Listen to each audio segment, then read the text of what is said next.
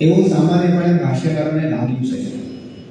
એટલા માટે બહુધા કોઈ ભાષ્યકારે પહેલા અધ્યાય ઉપર વિશેષ નિરૂપણ કરેલું નથી, પરંતુ ભદ્રેશ સ્વામીએ પહેલા અધ્યાય ઉપર ખૂબ જ વિશેષપણે ખૂબ જ વિસ્તારપૂર્વક એ નિરૂપણ કરેલું છે. આ પહેલો શ્લોક જ્યારે આવે છે અને મામકાહ શબ્દ આવે છે ત્યારે ભદ્રેશ સ્વામી લખે છે કે યુધિષ્ઠિર ધૃતરાષ્ટ્ર એ મામકાહ બોલે છે અને પછી શું બોલે છે? પાંડવાહ, મારા અને પાંડવોની વચ્ચે.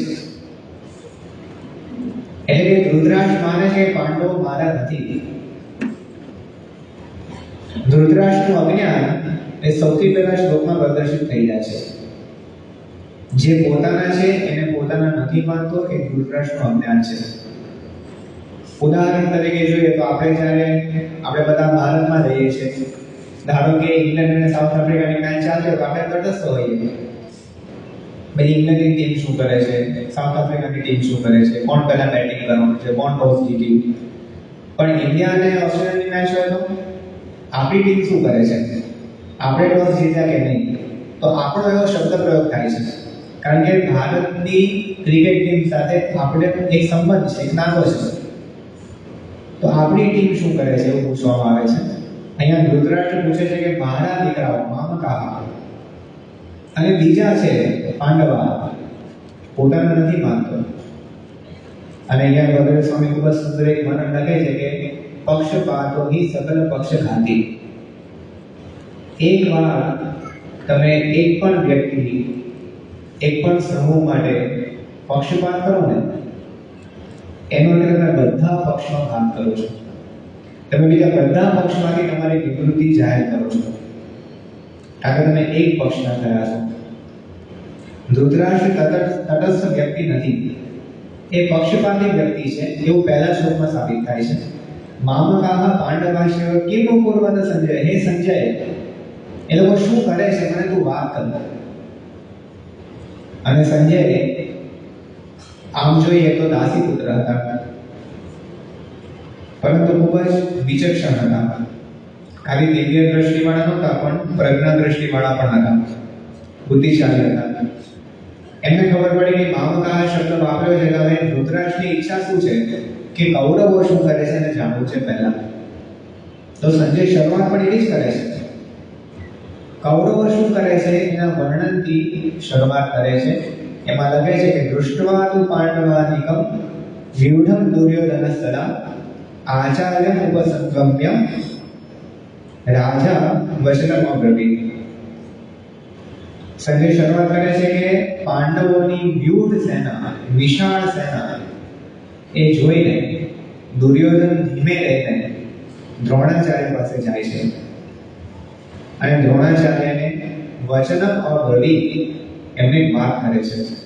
શું વાત કરે છે? પછીના તરતના શ્લોકમાં લખે છે કે પશ્યેતામ પાંડુપુત્રાણામ આચાર્ય મહતિમ ચમુ. હે દ્રોણાચાર્ય, પાંડવાનિકામ આ પાંડવોની મહતિમ ચમુ એક વિશાળ સૈન્ય તમે જુઓ. દ્રોણાચાર્ય પાસે જાય છે, જે દ્રોણાચાર્યને અંદરથી પાંડવોનો પક્ષ છે. એ દ્રોણાચાર્ય પાસે જઈને ધીમે રહીને અર્જુન વાત કરે છે કે તમે જુઓ આ વિશાળ સૈન્ય. મહતિમ ચમુ બોલે છે ને ત્યાં જ દુર્યોધનનો ભય પ્રગટ થાય છે. એકચ્યુઅલી દુર્યોધનની સેના કેટલા અક્ષોહિણીની છે? 11 અક્ષોહિણી સેના છે. પાંડવોની 7 અક્ષોહિણી સેના છે. તો મહતિમ ચમુ વિશાળ સૈન્ય કોનું છે? દુર્યોધનનું છે. પણ દુર્યોધન પોતાના જ સૈન્યના એક મહારથી દ્રોણાચાર્ય એની પાસે જઈને વાત શું કરે કે દ્રોણાચાર્ય તમે જુઓ પાંડવોનું વિશાળ સૈન્ય. ભદ્રેશ કહે છે આ ભય સૂચક શબ્દ પ્રયોગ છે. દુર્યોધન અંદરમાં ભય છે, એટલે નાની સેના પણ એને મોટી દેખાય છે. જ્યારે માણસને ભય આવે ને ત્યારે નાની નાની વસ્તુઓ એના મનને ડિસ્ટર્બ કરી નાખે, હેરાન કરી નાખે. એકવાર તમને મનમાં ચોરનો ભય બેસી ગયો પછી તમે જોજો, તમે જેવા ઘર છોડીને દૂર જાઓ તમને ઘરનો જ વિચાર આવે. અમુક વાર બહુ નાની વસ્તુ હોય પણ ભય આપે તે વસ્તુ મોટી થઈને દેખાય. આ એક સિદ્ધાંત આપણને ગીતામાં આપ્યો. પછી આગળ દુર્યોધન વાત કરે છે, ગણતરી કરાવે છે કે સામેની સેનામાં કોણ કોણ છે. તે ગણાવે છે અગ્રશુરા મહેશ્વાસા ભીમાર્જુન સમાયુધિ. આ યુદ્ધની અંદર મહાશ્વાહા મહાન માણવીરો છે, શુરાહા શૂરવીરો છે, અને પહેલું નામ કોનું આપ્યું? ભીમાર્જુન સમાયુધિ. દુર્યોધનને સૌથી પહેલા ભીમ દેખાય છે. હવે આની પાસે એક રહસ્ય છે, કેમ દુર્યોધનને ભીમ જ પહેલા દેખાય છે? આના પર પણ ભદ્ર સ્વામીએ લખ્યું છે કે આ ઈર્ષાનું પરિણામ છે. દુર્યોધનને ભીમ સાથે ઈર્ષા હતી. દુર્યોધનને ભીમનો ભય હતો, કારણ કે ભીમે પ્રતિજ્ઞા કરી કે દુર્યોધનને હું મારી નાખવાનો છું, તેના રક્તથી દ્રૌપદીના વસ્ત્ર ધોવાનો છું. એક બાજુ ભય છે, બીજી બાજુ ઈર્ષા છે. એટલે બીજા બધાને મૂકીને સૌથી પહેલા એને કોઈ નજરે ચડે છે તો ભીમ નજરે ચડે છે. પછી કોણ નજરે ચડે છે? તો અર્જુન. એનો પણ એને ભય છે, એની પ્રત્યે પણ ઈર્ષા છે, અને એને હરાવવાનો કોઈ સમર્થ નથી એવું પોતે માને છે. એટલા માટે અર્જુન દેખાય છે. પછી પણ ગણાવે છે કે યુયુધાનો વિરાટશ્ચ દ્રુપદશ્ચ મહારથઃ. બધા મહારથીઓની ગણતરી કરાવે છે. મહારથીની વ્યાખ્યા ભાષ્યકાર ભદ્ર સ્વામી આપી છે. એ લખે છે કે એકો દશ સહસ્રાણી યોધયેયસ્તુ ધર્મિના શસ્ત્રશાસ્ત્ર પ્રવીણશ્ચ મહારથ ઇતિ સ્તુતઃ. મહારથી કોને કહેવાય? તો એકલા હાથે 10,000 બાણવીર યોદ્ધાઓની સામે લડી શકે એને મહારથી કહેવાય. તો અર્જુન મહારથી હતો એટલે એને અર્જુન દેખાયો. વિરાટ, દ્રુપદ એ બધા મહારથીઓ હતા એટલે બધા એમને દેખાયા. દુર્યોધન પોતે મહારથી નહોતો, એ રથી હતો. દ્રોણાચાર્ય મહારથી હતા. તો દ્રોણાચાર્ય જેને વાત કરે છે તેને મહારથીઓની ગણતરી કરાવે છે કે હવે એક જણ 10,000 વ્યક્તિને એકલા હાથે લડીને બતાવી નાખે એવા શૂરવીર બધા છે. એના પછી પણ લગભગ 3 શ્લોક સુધી દુર્યોધન પાંડવોની સેનાના મહારથીઓ રથીનું વર્ણન કરે છે. આ વર્ણન જેવું પૂરું થાય છે એટલે ભદ્ર સ્વામી લખે છે કે કેટલી દયનીય પરિસ્થિતિ છે દુર્યોધનની, કે બધા દેખાય છે પણ કૃષ્ણ ભગવાન નથી દેખાતા. બધા દેખાયા, મહારથીઓ, રથીઓ, શૂરવીરો, બાણવીરો, પણ કૃષ્ણ ન દેખાયા, કારણ કે સારથી હતા. શસ્ત્ર ન ઉપડવાની પ્રતિજ્ઞા લઈને યુદ્ધમાં આવ્યા હતા. તો કૃષ્ણ ભગવાન તો શું કરવાના? અને આ અર્જુનનું વર્ણન પહેલેથી હતું. જ્યારે યુદ્ધ થવાનું નક્કી થયું ત્યારે કૃષ્ણ ભગવાન પાસે અર્જુન અને દુર્યોધન બંને પહોંચી ગયા. બંને એક જ સમયે પહોંચ્યા. કૃષ્ણ ભગવાન આરામમાં હતા. જેવા યોગ નિદ્રામાંથી જાગ્યા, પગ પાસે અર્જુન હતો અને માથા પાસે દુર્યોધન હતો. કેટલાક પગે પડે, કેટલાક માથે પડે. એ બંનેમાં બહુ ફરક હોય છે. તો પહેલા દેખાય કોણ? જે પગે પડે પહેલા દેખાય. અર્જુન પહેલા દેખાયો. કૃષ્ણ ભગવાને કીધું કે તારે શું જોઈએ છે, તું માંગે તેને આપું. એટલે દુર્યોધનનો સ્વભાવ હતો ઝઘડો કરવાનો. ઝઘડો કરે, અમુકનો સ્વભાવ હોય કારણ વગર ઝઘડો કરે. તો દુર્યોધને ઝઘડો કર્યો કે હું આવી ગયો છું, તમે કેમ અર્જુનનો પક્ષ રાખો છો? તો કે તારે શું જોઈએ છે, તું માંગ પહેલા.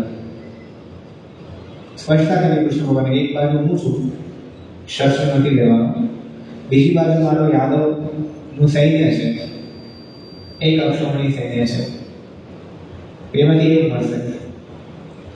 દુર્યોધન એ વ્યવહારિક માણસ હતો એટલે એને ખોટ અને નફાની ગણતરી કરતા આવડતી હતી. એ કીધું મારે તમારા સૈન્યની જરૂર છે, તમારી જરૂર તો મને છે નહીં. સૈન્ય લઈને જતો રહ્યો. અર્જુને મારે તો તમારી જરૂર છે, સૈન્યનું કંઈ કામ નથી. અર્જુને કૃષ્ણને રાખ્યા હતા. દુર્યોધનને પહેલેથી કૃષ્ણ દેખાયા જ નથી, એની ગણતરી જ થઈ નથી. જે સર્વકર્તા છે, જે ભગવાન છે, એની જ ગણતરી નહીં. કેવી વિચિત્રતા કહેવાય. આપણો વિચાર કરીએ તો અહીંયા ઘણા બધા સત્સંગીઓ બેઠા છે, કેટલા ગુણ ભાવીઓ હશે. તો જ્યારે જ્યારે બે સંસ્થાનો પરિચય અપાય દુનિયામાં, લોકો બે સંસ્થાને સ્વામિનારાયણ સંપ્રદાયને કઈ દ્રષ્ટિએ જોવે છે? તો લોકો જોવે છે કે બે સંસ્થા જો મેનેજમેન્ટ ક્યાંય નથી, અને વાસ્તવિકતા છે.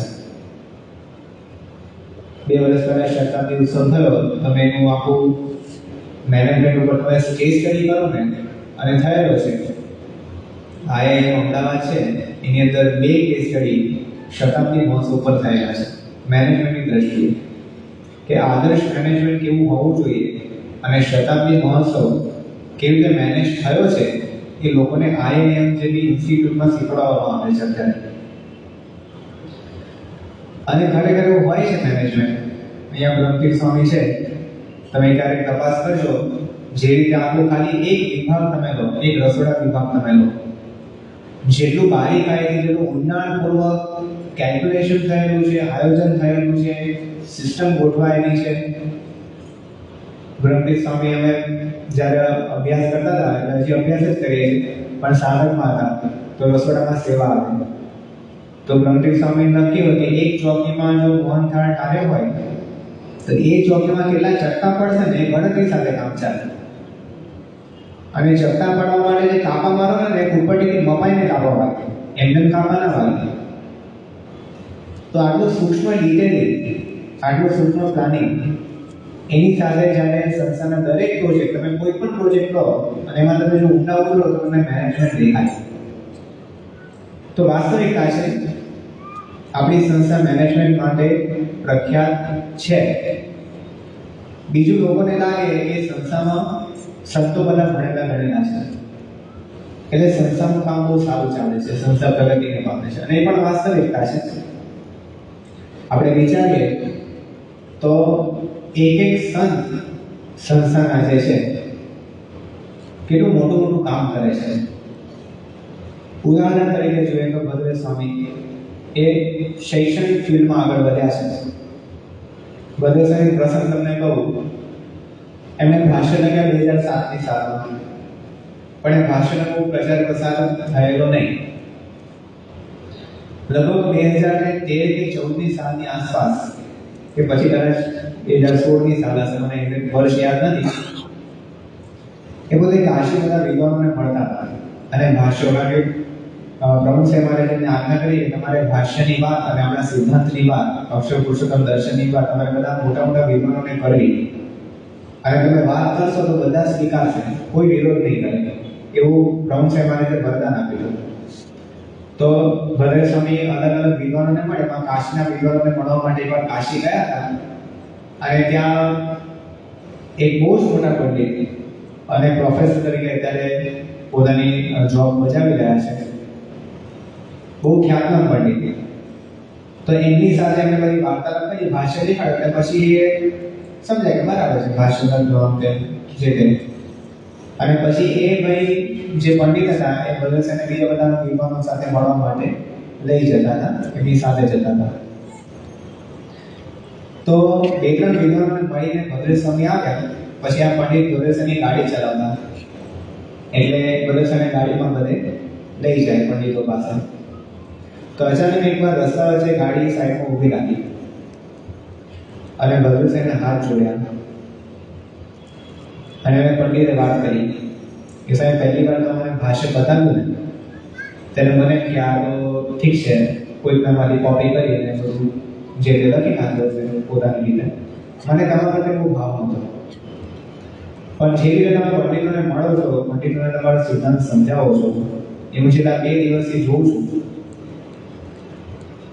અને હવે મારે તમારી માફી માંગવાની છે કે હું તમને એક સામાન્ય વ્યક્તિ સમજી બેઠો, પણ તમે તો બહુ જ મોટા ભાષ્યકાર છો. પછીનો ઉપમા કેવી આપી કે કૃષ્ણ ભગવાન એ સારથી હતા. જ્યારે 11મા અધ્યાયમાં વિરાટ સ્વરૂપ ધારણ કર્યું ત્યારે અર્જુનને ખબર પડી કે આ ભગવાન છે અને એને માફી માંગી કે હું તમને સામાન્ય વ્યક્તિ સમજતો હતો, તમે તો સાક્ષાત ભગવાન છો. એમ હું તમને એક સામાન્ય પંડિત સમજતો હતો, પણ મને આજે પ્રતીતિ થઈ કે તમે બહુ જ મોટા વિદ્વાન છો, ભાષ્યકાર છો. એટલે હું માફી માંગુ છું, અંતરથી માફી માંગુ છું, મને માફ કરજો કે હું તમને સામાન્ય વ્યક્તિ સમજી ગયો. એક સંત એ કેટલું મોટું કાર્ય કરી શકે છે એ લોકોને દેખાય છે. આજે તમે જુઓ તો 80,000 સ્વયંસેવકો જ્યારે શતાબ્દી મહોત્સવમાં આવે તો 80,000 સ્વયંસેવકોને ભેગા કેવી રીતે રાખવા?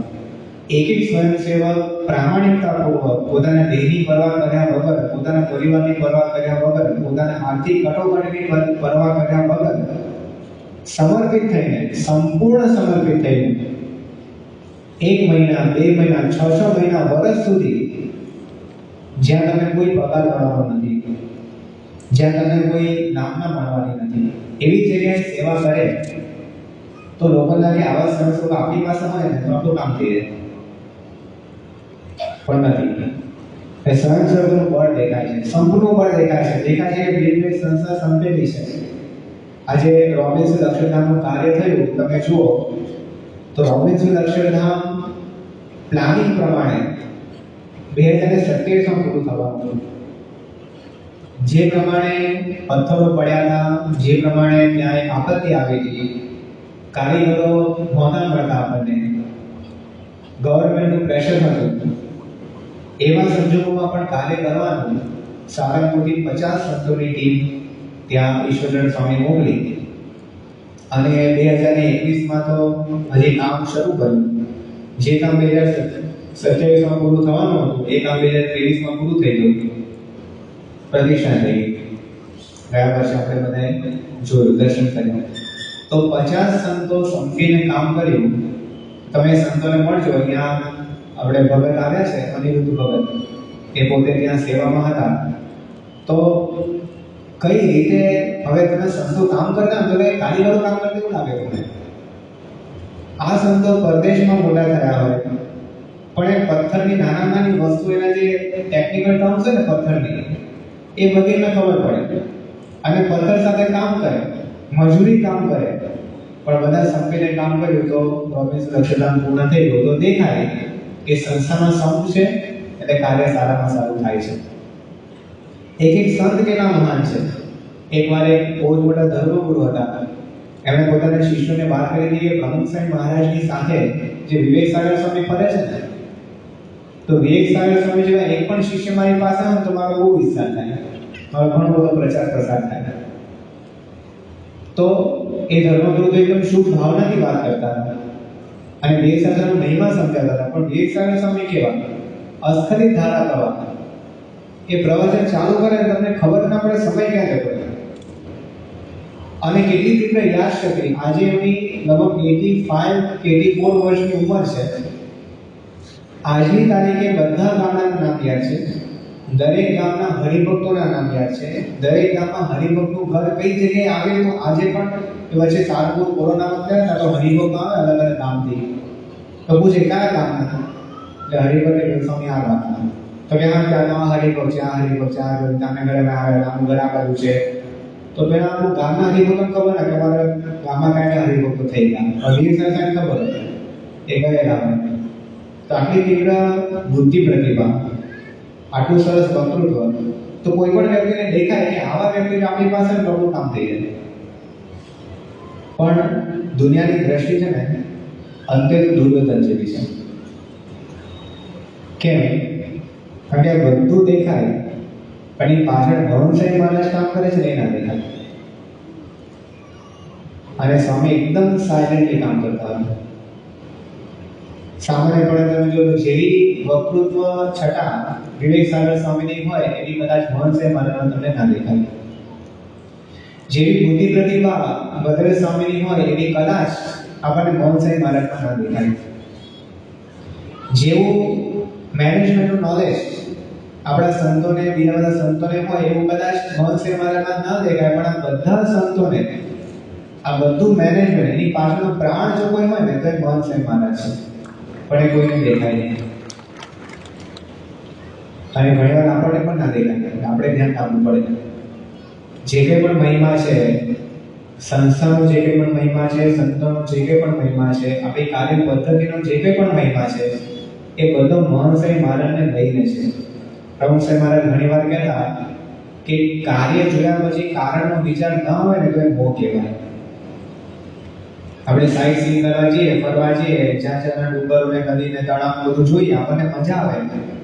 પ્રમુખ સાહેબ મહારાજ જ્યારે યાત્રામાં જાય અને આવો સારો નજારો દેખાય તો સ્વામી તરત યાદ કરે કે ભગવાને કેવી રચના કરી છે. સંતો ઘણી વાર પૂછે કે સ્વામી તમને આ બધું જોઈને ભગવાન જ યાદ આવે? સ્વામી કે આ બધું કાર્ય છે, કારણ તો ભગવાન છે, કારણમાં બંધાવાનું છે, કાર્યમાં નથી બંધાવાનું.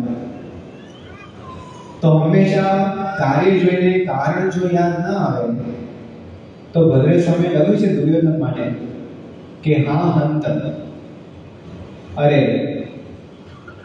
ધૃતરાષ્ટ્ર તો અંત છે, એનો દીકરો પણ દુર્યોધન પાસે ચર્મચક્ષુ તો છે પણ કૃષ્ણને જોઈ નથી શકતો, એનો અંધાપો છે. કાર્યની પાછળના કારણને ન જોવું એ અંધાપો છે. આ દુર્યોધનની દ્રષ્ટિ છે એવું આપણને ગીતા સમજાવે છે.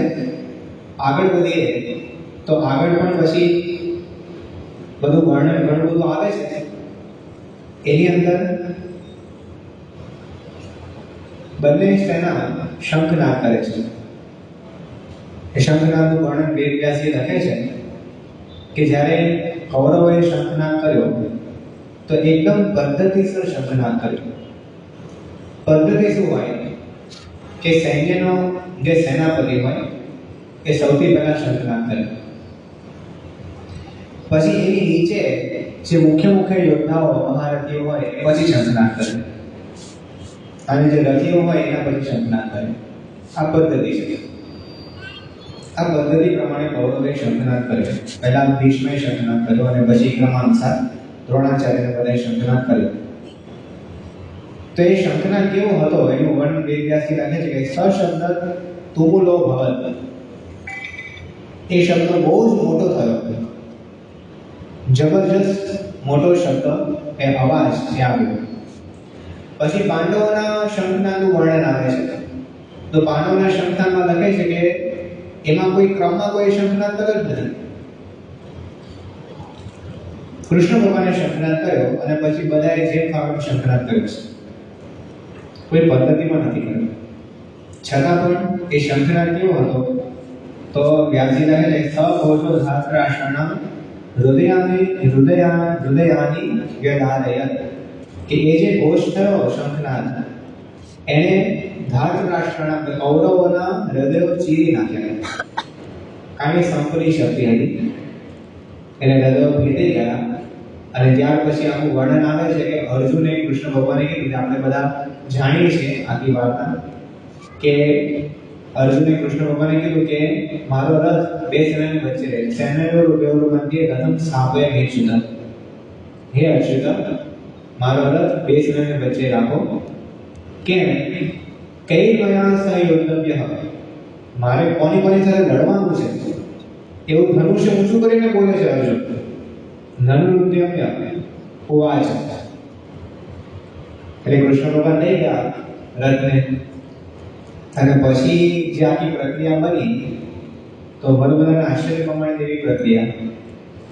અર્જુન પોતે જોવે છે કે મારા બધા સગા સંબંધીઓ જેની સાથે મને લડવાનું છે એકદમ ઢીલો પડી જાય છે. કેટલી હદ સુધી ઢીલો પડી જાય છે તો પછી લખે છે કે અર્જુન પોતે જ કહે છે કે સિદ્ધંતી મમ ગાત્રાણી મુખમ ચ પરિશુષ્યતિ વેપદુસ્ય શરીરે રોમ હર્ષસ્ય જાયતે. અહીંયા ભદ્રેશ સ્વામી ભાષ્યમાં લખે છે કે કેવી વિચિત્ર ઘટના બને છે. તેઓ લખે છે કે લાક્ષાગૃહ દહન જ્યારે થયું તો વારંવાર કૌરવો દ્વારા છેતરાયો હોવા છતાં પણ અર્જુનને દયા આવે છે કૌરવો. એ લખે છે કે ધનુષ ઊંચું કરીને ગયેલો છે અને બોલીને કહ્યું છે કે મારે કોની સાથે લડવાનું છે, એ ચેલેન્જ આપીને ગયો છે, છતાં ઢીલો પડી જાય છે. અર્જુન ગાંડીવધારી છે. ગાંડીવ ટંકાર કેવો કહેવાતો કે એકવાર ગાંડીવનો ટંકાર થયો એટલે ત્રિલોકીમાં બધાને ખબર પડી જાય કે હવે કોકના પ્રાણ ગયા. હવે બોલ કોકનો આવી ગયો. ઇરિવર્સેબલ પ્રોસેસ. એ ફરી ક્યારે હવે આજે બાણનો ટંકાર થયો છે, કોઈના પ્રાણ લઈને જ જમશે અર્જુન. એવો ગાંડીવધારી અર્જુન એ ધ્રુજવા માંડ્યો છે. પછી અર્જુન આગળ કહે કે મન ભ્રમતી, મારું મન છે ને ભમે છે. તો ભાષ્યકાર લખે છે કે જ્યારે દ્રૌપદીનો સ્વયંવર હતો ત્યારે ઉપર ચક્ર ભમતું હતું. ફરતા ચક્રમાં માછલીની આંખ વીંધવાની હતી. પ્રતિબિંબ જોઈને ત્રાજો પર ઊભા રહીને ત્યારે કેટલો સ્થિર હતો અર્જુન. બે પલ્લામાં પગ રાખ્યા છે, દ્રષ્ટિ જળમાં રાખી છે, માછલીની આંખ વીંધવાની છે અને ફરતા ચક્રમાં. એ અર્જુનનું મન આજે ફરે છે. આવી પરિસ્થિતિમાં જે સ્થિર રહ્યો હોય એનું મન ફરે કોઈ દિવસ? કે આજે ફર્યું છે. કારણ કે પોતે બોલે છે કે મન ભ્રમતી મેં કૃષ્ણ. તો આવું બધું કેમ થાય છે? આટલું બધું શક્તિ છે, દૈહિક બળ છે, આટલું બધું બુદ્ધિ બળ છે, આટલું એકાગ્ર વ્યક્તિ છે, અને પછી સૌથી છેલ્લે ભાષ્યકાર કહે છે કે વધારે આશ્ચર્યની વાત તો શું છે કે કૃષ્ણ ભગવાન સાથે છે તો પણ આવી પરિસ્થિતિ થઈ. આ કેટલો મોટો સિદ્ધાંત આપણને આપ્યો કે ભગવાન તમારી સાથે હશે તો પણ મોહ વ્યાપ્યા વગર નહીં રહે. અર્જુન મોહગ્રસ્ત થઈ ગયો છે. કૃષ્ણ ભગવાન એ જ રથમાં છે, એની સહાયમાં છે, તો પણ એને મોહ વ્યાપ્યો છે. તમે અનુભવ કરજો આપણું મન કેવું વિચિત્ર હોય છે. આપણે કથામાં બેઠા ને તો પણ આપણે ખોટા વિચાર આવી શકે છે. આપણે ભગવાનની મૂર્તિ આગળ ઊભા હોઈએ ને, દર્શન કરતા હોય ને તો પણ આપણને ખોટા વિચારો આવી શકે છે. એટલે કે ભગવાનની પ્રાપ્તિ થઈ હોય ને તો પણ મોહ વ્યાપી શકે છે. આ એક બહુ જ મોટો સિદ્ધાંત આપણને ગીતામાં દર્શાવવામાં આવ્યો છે. આ કારણ શરીરના ભાવ છે. ભાષ્યકાર લખે છે કે અર્જુનના આંખમાં આંસુ આવી ગયા છે, સ્થૂળ શરીરના ભાવ છે. એનું કારણ શું છે? તો એ દુઃખી થયો છે. વિષિદંતમ, અર્જુન દુઃખી થયેલો છે. એના સૂક્ષ્મ શરીરનો ભાવ છે અને એનાથી પણ આગળ કૃપયા વિષ્ટા, એને મોહ વ્યાપ્યો છે, એના કારણ શરીરનો ભાવ છે. કારણ શરીરને કારણે સૂક્ષ્મ શરીરમાં દુઃખ થયું અને સૂક્ષ્મ શરીરમાં દુઃખ થયો હોવાને કારણે આંખમાં આંસુ આવ્યા, સ્થૂળ શરીરને દુઃખ થયું છે. તો જ્યાં સુધી કારણ શરીર ટળતું નથી ત્યાં સુધી કોઈ પણ વ્યક્તિ સુખી થઈ શકતો નથી. ભગવાન મળ્યા હોય તો પણ, ભગવાન સાથે હોય તો પણ, ભગવાને હાથ પકડ્યો હોય આપણો તો પણ આવું થઈ શકે છે. આ કેવી વિચિત્રતા કહેવાય. આવું જો થઈ શકે તો હવે કરવાનું શું? તો આપણને ગીતામાં સમજાવે છે કે અર્જુન પાસે શું નહોતું, કેમ એને આવું થયું? તો કે પહેલી વાત, કૃષ્ણ ભગવાન સાથે હતા પણ કૃષ્ણ ભગવાન કોણ છે એને ખબર નહોતી. આનું પહેલું અજ્ઞાન. અર્જુન પોતે કોણ છે એને ખબર નહોતી, એનું બીજું અજ્ઞાન. કૌરવોને પોતાના ભાઈ તરીકે જોતો હતો, એનું ત્રીજું અજ્ઞાન. મારે કરવાનું છે, મને પાપ લાગશે, એ હું કરું છું, ભગવાન કરતા જો નથી માનવું, ચોથું અજ્ઞાન. અને પાંચમું કેવું, યુદ્ધ કરવા માટે જ આવ્યો છું, કૃષ્ણની આજ્ઞા પાડવા માટે આવ્યો છું, એ જે ધ્યેય ભૂલી ગયો કે હું શેના માટે આવ્યો છું. ભાષ્યકાર લખે છે કે એક જ રથમાં એક જણ લડે છે, અર્જુન, અને બીજી બાજુ કૃષ્ણ હસે છે. એટલે કે એક જ પરિસ્થિતિ હોય, એક જ રથ છે, એક જ રથાંગણ છે, એક જ સંગ્રામનું મેદાન છે, એક સરખી પરિસ્થિતિ છે, એમાં એક વ્યક્તિ હસી શકે છે અને એક વ્યક્તિ રડી શકે છે. આપણા જીવનમાં પણ એવું જ છે. એક સરખી પરિસ્થિતિ હોય પણ એક જણ હસતો ને એક જણ રડતો હોય. તો ભાષ્યકાર લખે છે કે સુખ અને દુઃખ એ બાહ્ય પરિસ્થિતિને આધીન નથી. પરિસ્થિતિના આધારે સુખ દુઃખ હોતું નથી. સુખ દુઃખ આંતરિક સ્થિતિના આધારે હોય છે અને સ્થિતિ કર્યા વગર કોઈ સુખી થતું નથી. અર્જુને કૃષ્ણ ભગવાન મળ્યા હતા છતાં દુઃખી થયો છે. આખી ગીતામાં કૃષ્ણ ભગવાન એનું અજ્ઞાન ટાળ્યું છે. અજ્ઞાન ટાળીને ક્યાં સુધી પહોંચાડ્યો કે બ્રહ્મબોધ પ્રસન્નાત્મા ન શોચતી ન કાંક્ષતી. રડતા અર્જુનને પ્રસન્ન કરવા સુધીની આ યાત્રા છે. જ્યારે ભદ્ર સ્વામીને એમણે ગીતા ઉપર આખી થીસીસ લખી અને પછી વાયવા હોય હંમેશા પીએચડી કરો એટલે તો વાયવા આવે. તો વાયવામાં અલગ અલગ પ્રશ્નો પૂછ્યા હતા એમને. એમાં એક પ્રોફેસર કે જે પોતે પૂર્ણ નાસ્તિક વિચારધારાવાળા હતા, એમણે ભદ્રસેને પ્રશ્ન પૂછ્યો કે આ તમે ગીતા ઉપર થીસીસ લખી, પણ તમારી ગીતા એ ચાઇનામાં કોઈ વ્યક્તિને કામમાં લાગે? હવે આ પીએચડી ની થીસીસનો પ્રશ્ન છે અને આને ગોળો ફેંક્યો છે.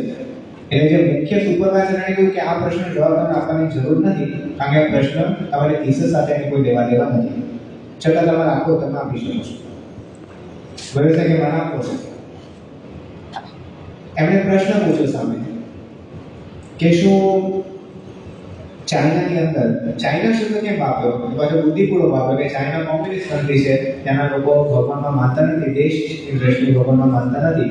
તો એવા વ્યક્તિને ગીતા કામમાં લાગે તો કીધું કે હા ચાઇનામાં કોઈ વ્યક્તિ રડે છે?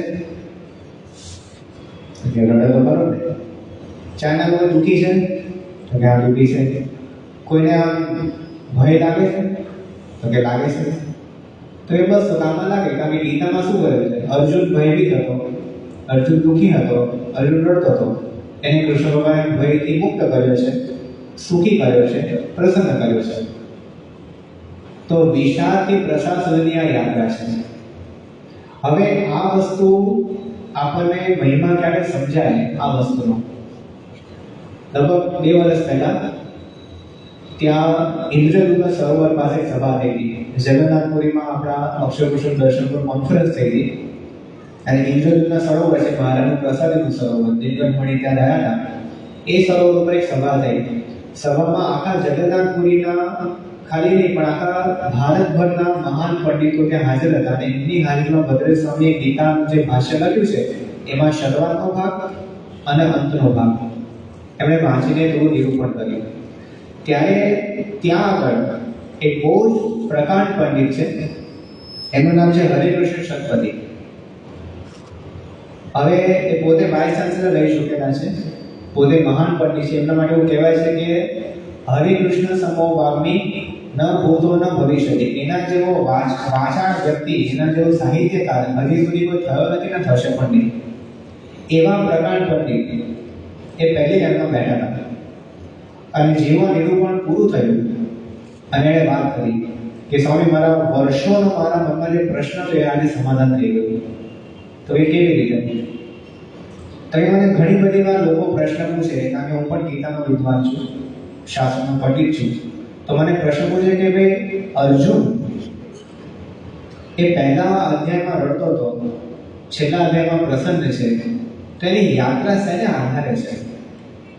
કઈ વસ્તુ એને મળી ગઈ જેને કારણે પ્રસન્ન થઈ ગયો?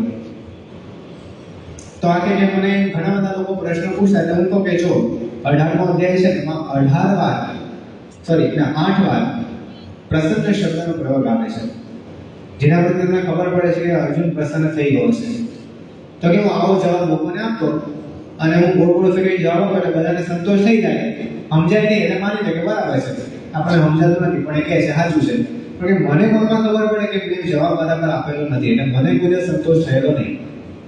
આજે તમે જ્યારે વાત કરી ત્યારે મને ખબર પડી કે અર્જુન બ્રહ્મરૂપ થયો, બ્રહ્મ ભાવને પામ્યો, કૃષ્ણ ભગવાનનો ઉપદેશથી એટલા માટે પ્રસન્ન થયો છે. તો આજે મારો સંશય એ ભેદાયો. બ્રહ્મરૂપ થયા વગર છૂટકો નથી. છેલ્લી વાત એને પૂરું કરીએ આજની પારાયણ. ગુણાતીતાનંદ સ્વામીએ લખ્યું છે કે 5 વર્ષનો વંચાવ્યા. ગરડા પ્રથમ 23, ગરડા મધ્ય 30 અને 45, અમદાવાદનું બીજું અને ત્રીજું, આ 5 વર્ષનો વંચાવ્યા. એટલે પછી સ્વામી કીધું કે આ વર્ષનું તો જાણે પહેલી વાર સાંભળે એવું લાગે છે એટલે ફરી પાછો ફેર વળી ચાલ્યા. પછી ગુણાનંદ સ્વામી કે આ વાત સમજ્યા વગર છૂટકો નથી. તો આપણે તો છૂટકો નથી જ, પણ ગમે તો મોટો વ્યક્તિ હોય, ઈશ્વર હોય, ભગવાનનો પુત્ર હોય, આચાર્ય હોય કે નાનો મોટો ભગવાન હોય, તો પણ આ વાત સમજ્યા વગર છૂટકો નથી. એટલે કે ભગવાન સાથે હોય તો પણ બ્રહ્મરૂપ થયા વગર છૂટકો નથી. એટલા માટે આપણે જે આંતરિક સાધના પ્રવક્તાએ જાહેરાત કરી કે આંતરિક સાધનામાં પ્રવચન છે, આંતરિક સાધના શું છે? તો બધા સાધના તો કરે છે, પણ આપણી સાધનાની વિશેષતા છે કે આપણી સાધના ભગવાનની પ્રાપ્તિ પછી ચાલુ થાય છે. સામાન્યપણે લોકમાં શું હોય કે ભગવાનની પ્રાપ્તિ માટે સાધના થતી હોય છે. આપણે તો ભગવાનની પ્રાપ્તિ થયા પછી સાધના શરૂ થાય છે. એ ભગવાનની પ્રાપ્તિને જાળવી રાખવા માટેની સાધના છે. તો જે સાધના કૃષ્ણ ભગવાન અર્જુનને બતાવી અને અર્જુનને બ્રાહ્મી સીડી સુધીનો રસ્તો એ દર્શિત કરી આપ્યો, એ સાધનાની વાત આપણે આગામી અઠવાડિયા સુધી કરવાના છીએ. તો મહારાજ સાહેબને પ્રાર્થના કરીએ કે આ બધી વાતો મારા જીવનમાં પણ દ્રઢ થાય. શ્રી સ્વામિનારાયણ ભગવાનની જય. સ્વામી નારાયણ નારાયણ નારાયણ સ્વામી નારાયણ સ્વામી નારાયણ નારાયણ નારાયણ સ્વામી નારાયણ નારાયણ સ્વામી નારાયણ સ્વામી નારાયણ સ્વામી નારાયણ સ્વામી નારાયણ સ્વામી નારાયણ સ્વામી નારાયણ સ્વામી સ્વામી નારાયણ નારાયણ નારાયણ સ્વામી